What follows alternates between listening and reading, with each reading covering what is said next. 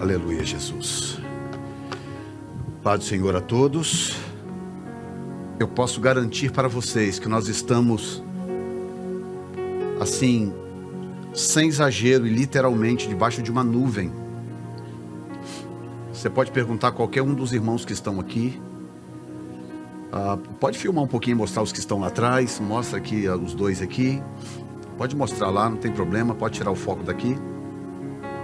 Para você ver que nós estamos com a igreja está vazia, tá montada, as cadeiras estão no lugar, tudo bonitinho. Está lá o Léo, o irmão Julian, e sentados aqui está a Zandra, o Eliezer que acabou de descer. Na câmera está o irmão Tony, e qualquer um deles pode testemunhar para vocês que nós estamos debaixo de uma nuvem. Estamos debaixo de uma nuvem. E eu vou passar um vídeo para vocês agora, que eu quero que vocês vejam como que Deus cuida de nós, como que Deus é maravilhoso e cuida de nós. Eu deixei uma palavra profética aqui no domingo passado, e dias depois me mandaram um vídeo de algo que um pastor muito conhecido no Brasil, que já partiu para o Senhor, pastor Cezino Bernardino, presidente de uma das obras missionárias mais impressionantes do Brasil, chamado Gideões Missionários da Última Hora. Deus deu uma palavra para ele em 2016, 4 anos atrás. Vou passar o vídeo agora. Eu juntei as duas palavras, eu quero que você ouça com cuidado o que eu disse aqui domingo passado e o que o pastor Cezino Bernardino disse há 4 anos atrás. Deus deu para ele. Pode soltar o vídeo.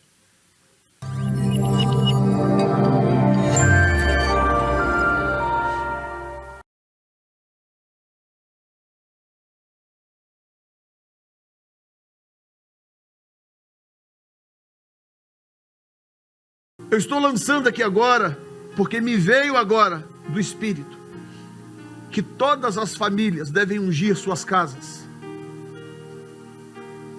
Todas as famílias. Se o marido, o sacerdote, for cristão, ele unja a casa, portas e janelas. Todas as portas e todas as janelas. Se o esposo não for convertido, unja a esposa mesmo. Mas ainda a partir desta noite, pegue um pouco de azeite, coloque numa vasilha, consagre ao Senhor e unja a sua casa. Unja a sua casa. A sua casa será um refúgio seguro. A sua casa será um local de amparo. A tua casa será como a casa dos hebreus que tinham sangue nos umbrais das portas. Praga nenhuma chegará à sua tenda. Mal nenhum entrará na tua casa. Vocês se lembram que Deus nos falou em 2018 para ampliar o lugar da nossa tenda? Deus está ungindo a tua tenda, a tua casa. Unja a tua casa. Faça o que o profeta está dizendo nesta noite, e vocês experimentarão coisas grandiosas para a glória do nome do Senhor.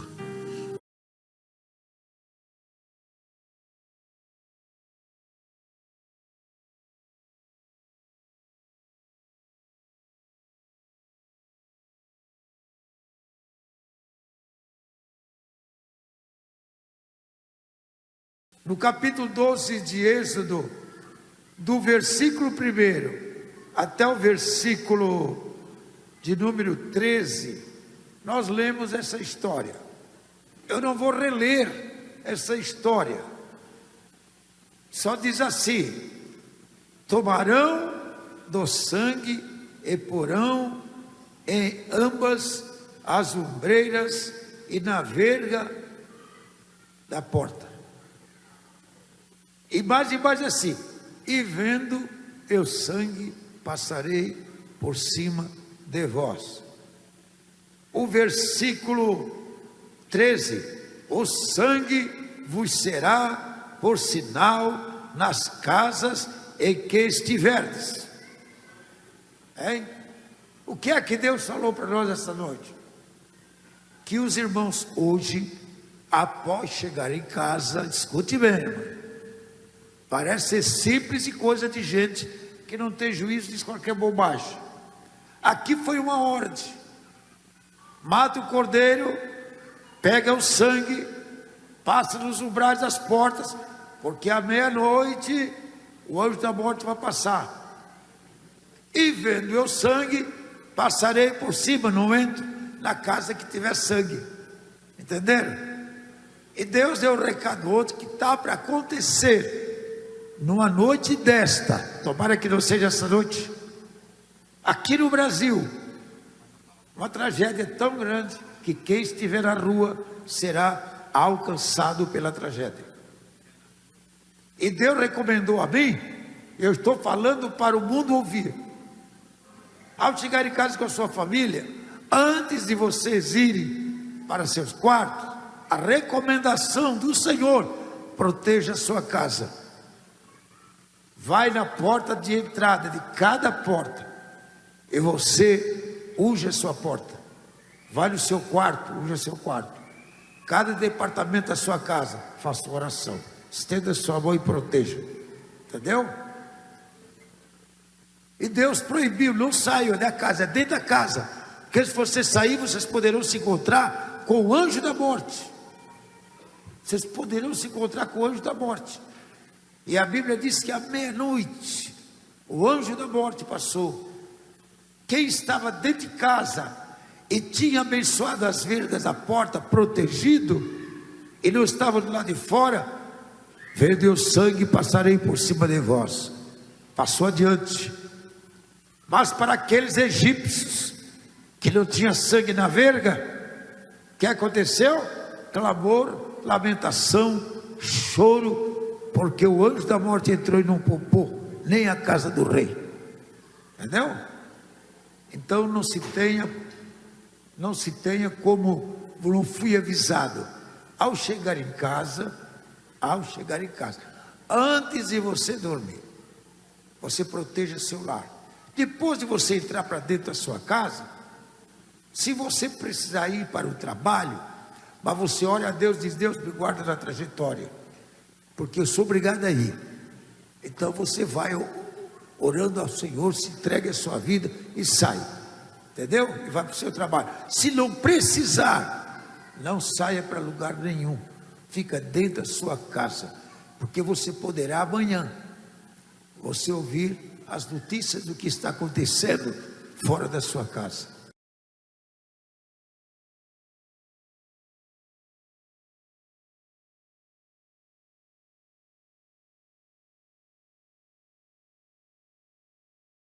Bom, eu acho que mais claro do que isso, eu acho impossível, né? Impossível. Deus usou esse homem de uma forma tremenda para transmitir esta mensagem.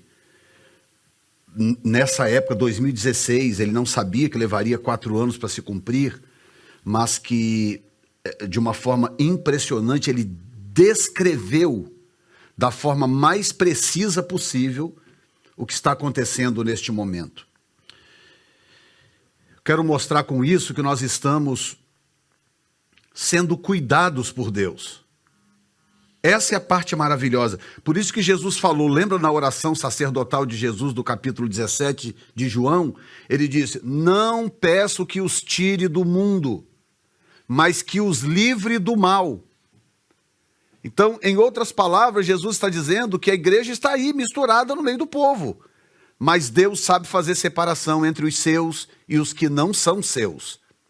Portanto, se você está me ouvindo nesta noite, você não tem um pacto com Jesus, você não tem um pacto com Deus, eu vou te falar com autoridade: chega de brincadeira, não é hora de brincar.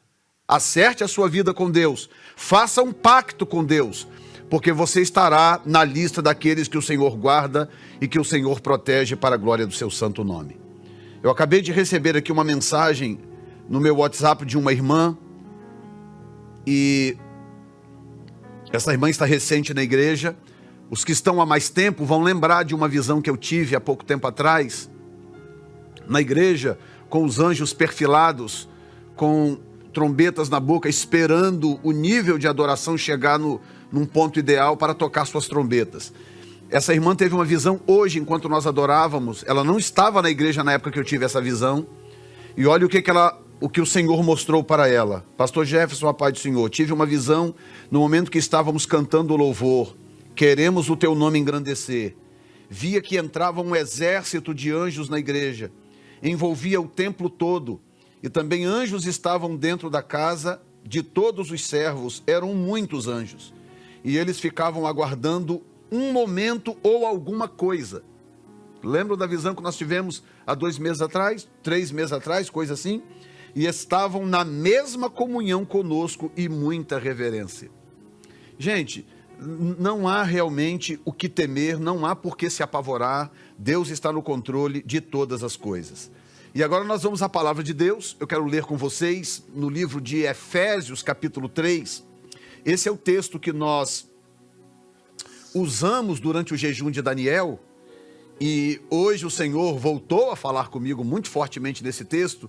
E eu quero deixar aqui dentro de 10, 15, 20 minutos, que seja uma palavra de Deus, porque nós não queremos passar de umas 7h30, 7h40 no máximo. Diz assim a palavra de Deus em Efésios capítulo 3, versículo 1 em diante. Por esta causa eu, Paulo, sou prisioneiro de Jesus Cristo por vós os gentios, se é que tendes ouvido a dispensação da graça de Deus, que para convosco me foi dada, como me foi este mistério manifestado pela revelação, como acima em pouco vos escrevi, pelo que quando ledes podeis perceber a minha compreensão do mistério de Cristo, o qual noutros séculos não foi manifestado aos filhos dos homens, como agora tem sido revelado pelo Espírito aos seus santos apóstolos e profetas, a saber que os gentios são co-herdeiros de um mesmo corpo e participantes da promessa em Cristo pelo Evangelho, do qual fui feito ministro pelo dom da graça de Deus, que me foi dado segundo a operação do seu poder, a mim, o mínimo de todos os santos.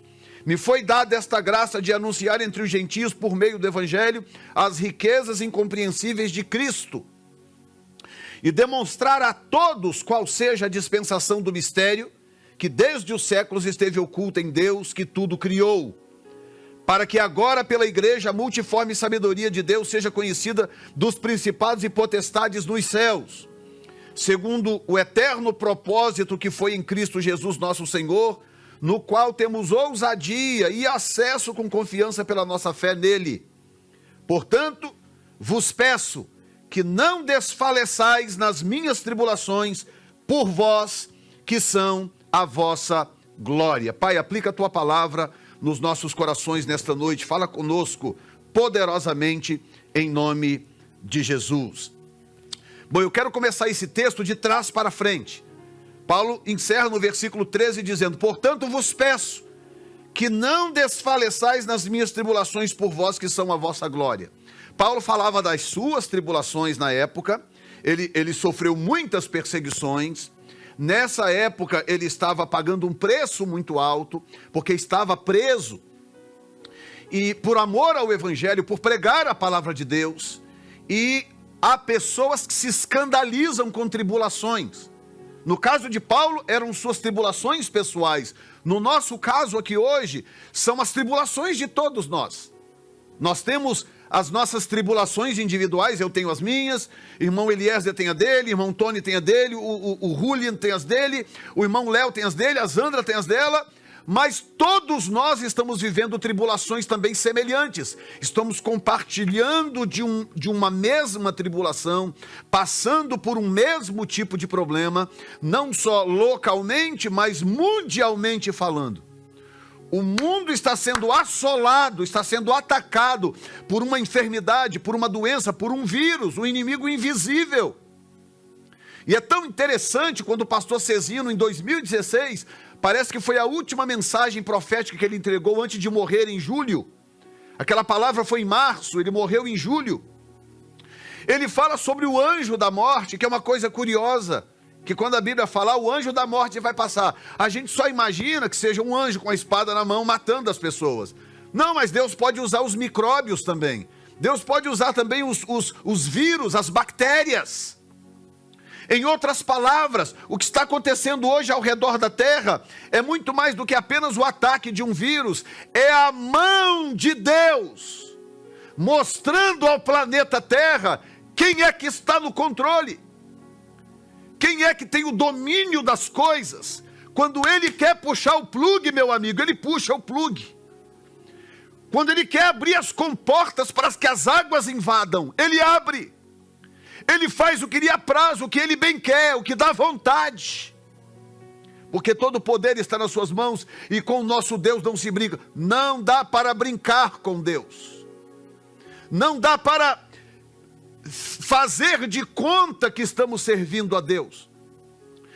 E todos os governos por aí afora que têm brincado com o Senhor, que têm promovido aborto, promovido tanta obscenidade, tanta coisa ruim, tanta coisa que tem literalmente destruído a santidade da família, a santidade das crianças.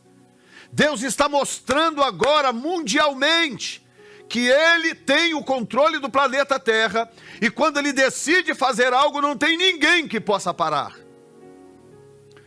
É que Ele é misericordioso, Ele sempre exerce juízo com misericórdia, porque Ele sabe que Ele tem o seu povo, Ele tem a igreja também, e Ele trata a igreja de forma diferenciada. A igreja e a nação de Israel são tratados de forma diferenciada, porque são o seu povo. Mas Paulo fala isso de uma forma interessante: não desfaleçais por causa das tribulações. E aí eu volto a dizer, a igreja de hoje é uma igreja despreparada para a tribulação. É uma igreja despreparada para sofrer. É a igreja do mimimi. É a igreja do não me toques. É a igreja do não fala grosso comigo. É a igreja que fica em busca de mensagens do sinta-se bem. É a igreja do coaching. É a era do coaching. Mas chega numa hora dessa, você vê que a única coisa que te sustenta, a única coisa que te mantém de pé é a palavra de Deus. A palavra viva de Deus que vem sobre a sua vida, sobre o seu coração, é o que te mantém firme, é o que te mantém de pé. Portanto, conhecer as Escrituras faz uma grande diferença. Eu vou dizer para vocês, muitas igrejas por aí sofrendo duramente, igrejas que vivem, sabe, de oba-oba, de festa, de campanha, disso e daquilo, não que seja proibido essas coisas, mas que só vive dessas coisas. Chega numa hora dessa, não sabe o que fazer para alimentar suas ovelhas, para cuidar das ovelhas, para proteger o povo. E as igrejas que têm priorizado o ensino da palavra, a pregação da palavra, que têm insistido nisso, o que acontece? Tanto faz vocês estarem sentados aqui nessas cadeiras ou estarem sentados aí nas poltronas de suas casas. Vocês estão conectados pela mesma força e pelo mesmo poder, que é a palavra de Deus. E o verbo se fez carne e habitou entre nós, e vimos a sua glória, glória como do unigênito do Pai. Portanto, Deus está reensinando a igreja que tribulações não existem para matar. Tribulações existem para fortalecer a nossa fé, para nos ensinar como servir a Deus. Inclusive no verso 12, logo acima do 13, logicamente, está o único versículo da Bíblia. Escute o que eu vou dizer. Efésios capítulo 3, versículo 12, é o único versículo na Bíblia onde as palavras ousadia e fé estão presentes no mesmo versículo. Ousadia e fé, olha o que Paulo diz: no qual temos ousadia e acesso com confiança pela nossa fé. Você sabe o que Deus está fazendo? Deus está engrossando o couro da igreja. Deus está aproveitando essa situação, essa cena. Eu até brinquei com um pastor muito querido, muito amigo, o pastor Wellington, que inclusive a igreja conhece, muito amigo, a gente se comunica constantemente por telefone, WhatsApp, e hoje ele mandou para mim o vídeo de um outro pastor, amigo nosso, que não tem relação nenhuma com tecnologia, com rede social, com nada, mas aí mandou um vídeo desse pastor, que foi lá, comprou um equipamento, um fonezinho de ouvido, não sei o que lá, e está gravando o vídeo para poder abençoar os seus seguidores, as pessoas que estão conectadas a ele. E aí eu ainda brinquei e falei, meu amigo, quando a coisa aperta, todo mundo se vira. Todo mundo se vira. O que Deus está fazendo, gente? Deus está engrossando o couro da igreja. Deus está mostrando para a igreja que ela é muito mais indestrutível do que ela pensa. Você acha mesmo que Deus vai deixar uma doença, um vírus parar a igreja? Não é que o diabo não esteja tentando. O diabo tenta sim. Ele usa essas coisas para tentar enfraquecer a fé das pessoas. Como se Deus tivesse esquecido delas, como se Deus já não se lembrasse mais, e etc e tal. As pessoas se apavoram. Tem gente que entra num pânico tão grande, um desespero tão grande, que chega a ser impressionante. Não, a igreja vai muito bem, obrigado, ao redor da terra. Igrejas aí com milhares de pessoas. A gente tem acompanhado aí as ações do T.D. Jakes, eu e minha esposa, uma igreja com, sei lá, com 30 e tantos mil membros, e ele a semana inteira em atividade, gravando vídeo, pregando mensagem, dando estudo bíblico e fazendo as coisas normalmente, como se o templo tivesse lotado.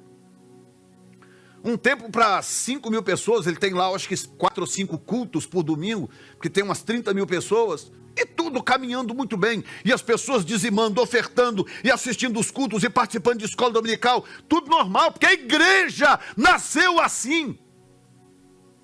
A igreja nasceu com esse DNA. A igreja tem uma estrutura elástica divina, que é impossível pará-la. E aqui eu quero mostrar uma coisa para vocês, no verso 10. Verso 10, Paulo diz assim: para que agora, pela igreja, escute isto, para que agora, pela igreja, a multiforme sabedoria de Deus seja conhecida. Agora, pela igreja, a multiforme sabedoria de Deus seja conhecida dos principados e potestades nos céus. O que o diabo faz? Ele usa dos seus recursos para tentar, de alguma forma, impedir que a igreja avance. Quando o diabo entende o que está acontecendo, o diabo fica estudando a igreja, o diabo fica estudando eu e você. Aí ele fala: já entendi o que está acontecendo, eu vou armar isso e aquilo para poder parar a obra de Deus. Quando ele pensa que ele conseguiu, o que acontece? Deus já está funcionando de uma forma diferente, Deus já está se movendo em outra direção. Olha só que coisa curiosa, está no livro de Atos, capítulo 11, versículo 19 em diante. Atos 11, 19. Diz assim: e os que foram dispersos pela perseguição que sucedeu por causa de Estevão, caminharam até a Fenícia, Chipre e Antioquia, não anunciando a ninguém a palavra, senão somente aos judeus. E havia entre eles alguns varões de Chipre e de Cirene, os quais, entrando em Antioquia, falaram aos gregos anunciando o Senhor Jesus. Verso 21, e a mão do Senhor era com eles, e grande número creu e se converteu ao Senhor. Escuta bem, lembra do que Paulo disse, né? Que pela igreja a multiforme sabedoria de Deus seja conhecido dos principados e potestades. Escute bem, igreja, New Time Church, que está conectado agora nesse canal, irmãos do Brasil, irmãos de outros lugares, outros países que nos assistem e nos acompanham pelas redes sociais, escute bem o que eu vou dizer. Não é hora da igreja ficar apavorada, assustada, com medo ou acovardada. Prudência sim, covardia não. A igreja tem uma palavra poderosa, a igreja tem uma mensagem poderosa. Uma mensagem poderosa. E quando a igreja faz uso desse instrumento, a sociedade se sente segura.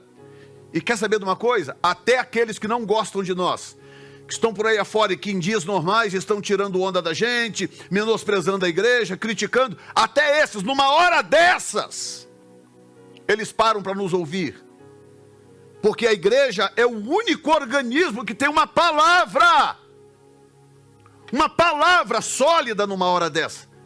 Então um momento como esse não é de se desesperar, se apavorar, começar a falar bobagem, reclamar de Deus, agir como se Deus tivesse esquecido de nós. Não, o Senhor está conosco. É ousadia e fé, ou uma fé ousada no versículo 12. E no versículo 10 ele diz o quê? Deus não tem outro instrumento para mostrar a multiforme sabedoria dele. É a igreja mesmo. Você que está em casa aí agora me assistindo, você pode colocar a mão, bate no seu peito assim e diga: eu sou o instrumento da multiforme sabedoria de Deus. Diz aí na sua casa aí agora: eu sou o instrumento da multiforme sabedoria de Deus. É a igreja, gente. É a igreja. Aí tem gente que fica esperando: não, vou esperar, a Organização Mundial da Saúde vai dar uma solução, o governo vai dar uma solução. Vai nada. Quem vai dar a solução é a igreja. Sabe como? Com isso aqui, ó. Aqui, ó. Ó, a solução da igreja aqui, ó. Tá vendo aqui? É aqui que está a solução da igreja. Não é a Organização Mundial. A única coisa que a Organização Mundial da Saúde pode fazer é monitorar. Monitorar. Entrou até alguém aqui agora. O que está acontecendo aí? Entrou alguma coisa aí? Não? Ok. Então entrou, ok. Está resolvendo ali agora. Então escute bem. Vamos continuar aqui. O que a Organização Mundial da Saúde pode fazer é monitorar o que está acontecendo. Não pode resolver o problema. Esse vírus vai até onde ele quiser, até onde Deus quiser. Tá certo? Agora a igreja pode influenciar? Pode, olha aqui, ó. Tá vendo aqui? Aqui está o poder da igreja. Quando você dobra os seus joelhos e clama e age como filho de Deus. Ouça o que Paulo está dizendo: para que agora pela igreja a multiforme sabedoria de Deus seja conhecida. Não é pelo governo, pela Organização Mundial da Saúde, não é pelo presidente Donald Trump, não é pelo presidente da França, da Inglaterra, da Alemanha, não é pelo Bolsonaro, é pela igreja. É pela igreja. Portanto, a igreja tem que se levantar, gente, e começar a clamar e dizer: Senhor, eu digo a esse vírus, basta. Eu digo a esta doença, basta. Eu protejo a minha nação, eu protejo os governantes do meu país. Começar a agir como tal. Você está entendendo agora o que eu estou dizendo? Quando eu digo que Deus está usando essa situação para reensinar a igreja a ser igreja? Porque se você prestar atenção, hoje a igreja está cheia de coitadinhos. Ah, mas porque você quer coitadinho de mim, que não sei o que, meu Deus, o vírus vai entrar na minha casa. Gente apavorada. Nós somos seres humanos, temos que ter cuidado, sim, não estou falando disso. Mas uma coisa é ter cuidado, outra coisa é esquecer a minha identidade. É agir como se eu não soubesse que há poder nas minhas palavras.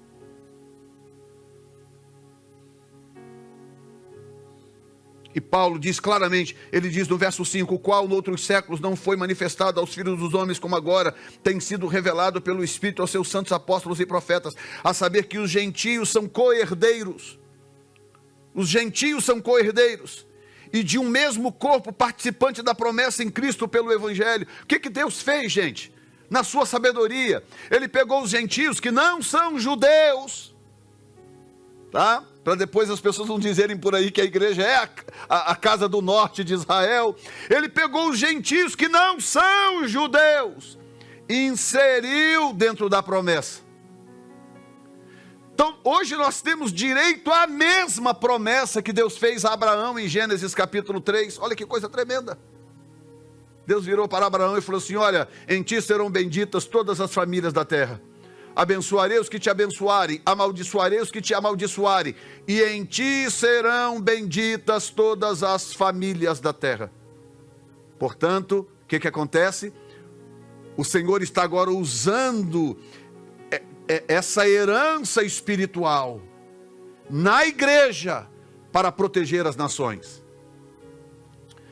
O Senhor está protegendo o mundo através da igreja, porque assim como eu estou aqui agora, pastores estiveram pela manhã, pastores espalhados por esse país inteiro, pastores no Brasil, igrejas conectadas agora à noite em lugares diferentes, profetizando, proclamando uma palavra de Deus, uma palavra de governo, porque está sobre a igreja poder de governo. Por isso que no versículo 10 ele diz que agora pela igreja a multiforme sabedoria de Deus será conhecida dos principais e potestades dos céus. As palavras principados e potestades, elas são usadas tanto para anjos como para demônios. Tanto para uma coisa como para... Aliás, usadas para anjos, demônios e homens. Porque tem a ver com governo. Tá? Então tem hora que os escritores usam esses termos para demônios, quando o assunto é esse. Às vezes usam para anjos, ou às vezes usam para governantes humanos. Em outras palavras, o que ele está dizendo aqui é que céus e terra, inferno, céus e terra, conhecerão a multiforme sabedoria de Deus pela igreja. Agora, se a igreja estiver... Nós já mostramos aqui o templo. Vou andar um pouquinho aqui, a câmera me acompanha. Nós acabamos de alugar esse local.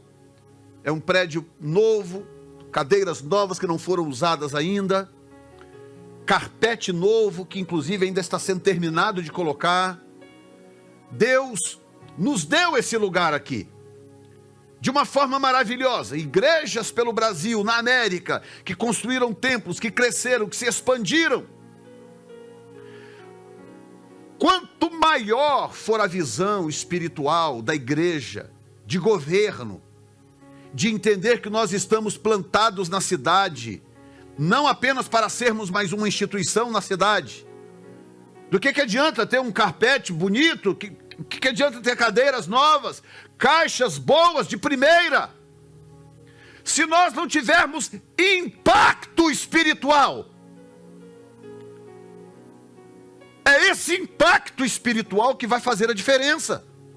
Não é o prédio, não são os móveis, é o impacto espiritual.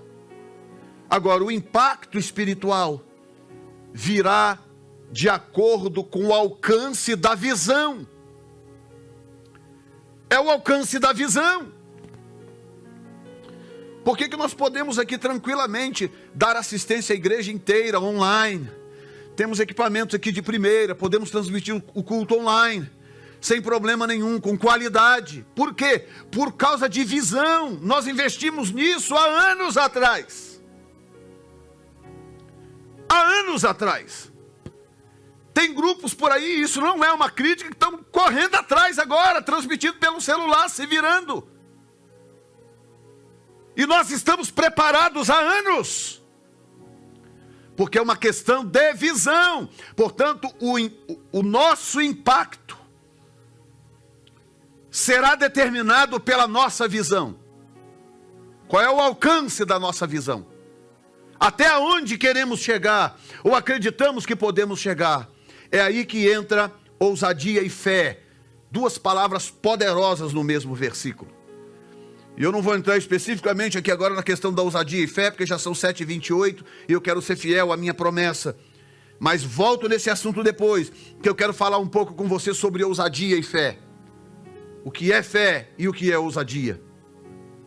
Fé é quando eu acredito que Deus pode.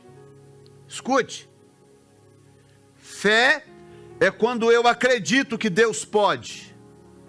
Ousadia é quando eu ajo em cima daquilo que eu acredito. Está lá Pedro dentro do barco. Aí Jesus fala: Pedro, pode vir. Senhor, se és tu mesmo, manda ir ter contigo. Ou seja, quando Pedro diz, se és tu mesmo, manda eu ter contigo, significa que Pedro acreditava, entra a fé, que Pedro acreditava que Jesus tinha poder suficiente para deixar ele pisar na água. Ele, Pedro. Isso é fé. Mesmo que Pedro nunca desse o passo para fora do barco, ninguém poderia negar que Pedro acreditava. Pedro cria que podia. Senão ele não falava: Senhor, se é tu mesmo, manda eu ter contigo. Se ele disse isso é porque ele cria que Jesus podia fazer. Aí, meu filho, o outro passo é diferente. Jesus está lá longe, lá, e o mar revolto, e Jesus em pé lá na água. Aí Jesus fala: vem. Aí o outro passo é o que falta para muita gente: ousadia. Ousadia. Porque aí Pedro teve que se mover para além de crer, se mover para além da fé e dar esse passo não é dado pela fé, esse passo é dado pela ousadia. É a ousadia que determina se você vai dar o passo ou não. A fé te diz que é possível e a ousadia te leva a dar o passo. Meu Deus. E eu quero nesta noite, eu quero orar com você. Eu não vou estender mais do que isso por causa do horário mesmo. Eu quero orar com você. Eu queria pedir uma coisa especial hoje à noite. Eu não sei, às vezes um está assistindo no celular, o outro está no computador, um está no quarto, não sei onde. Eu queria que agora que as famílias se reunissem. As famílias se reunissem agora. Chama lá quem está na cozinha, chama todo mundo agora. Eu quero fazer uma oração. Eu quero orar por você, quero te abençoar. No final deste nosso culto poderoso online, eu quero te abençoar. Chama aí os parentes, chama o marido que está não sei aonde, chama todo mundo, reúne todo mundo. Porque agora eu vou declarar uma palavra divina sobre a sua vida em oração. E o Senhor te abençoará e te protegerá. O Senhor vai abrir para você portas que você não sabia que era possível. Alô? O Senhor vai abrir para você portas que você não imaginava que existiam. Ele vai mostrar para você que Ele é capaz de te sustentar, mesmo com um vírus circulando pela cidade. Porque Ele é Deus, Ele não é Jefferson, Ele não é Donald Trump, Ele não é Bolsonaro, Ele é Deus. Ele está acima de tudo e de todos. Todo mundo reunido aí, vamos orar ao Senhor. Pai, nesta noite, eu levanto as minhas mãos diante de Ti, Senhor, rendido aos Teus pés, ciente de que o Senhor tem nas mãos o cetro do governo, o Senhor tem nas mãos o poder para determinar o que será e como será, e a terra está passando por este momento, a terra tem sido sacudida pelas Tuas mãos, Senhor. Aliás, nem pelas Tuas mãos, talvez pela ponta do seu dedo.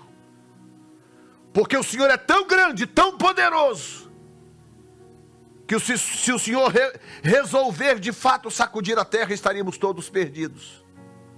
Mas o Senhor está movendo a terra para mostrar que há um Deus assentado sobre o trono e que o governo está nas Tuas mãos. Eu abençoo agora esta casa. Senhor, olha para esta família reunida ali, Senhor. Olha ali, Senhor, aqueles assentados ali no sofá. Aqueles que estão, ó Deus, aglomerados na cozinha, no quarto, Senhor. Eu apresento a Ti agora e eu lanço sobre eles um espírito de ousadia. Um espírito de fé e de ousadia, tomando conta agora da Tua igreja. Em todos os lugares onde eles estão congregados e reunidos para a glória do Teu santo nome. Em nome de Jesus. E eu declaro sobre a sua vida agora, seja protegido, seja guardado, seja sustentado. Você que ungiu a casa como o Senhor mandou, você que não fez, faça rápido. Seja guardado e protegido, nenhuma praga chegará na sua tenda. O Senhor te protegerá. Fica de olho no calendário do que significa o dia 9. E saiba que Deus está cuidando de nós. Deus está cuidando da sua igreja. Para a glória do seu santo nome. Em nome de Jesus. Amém.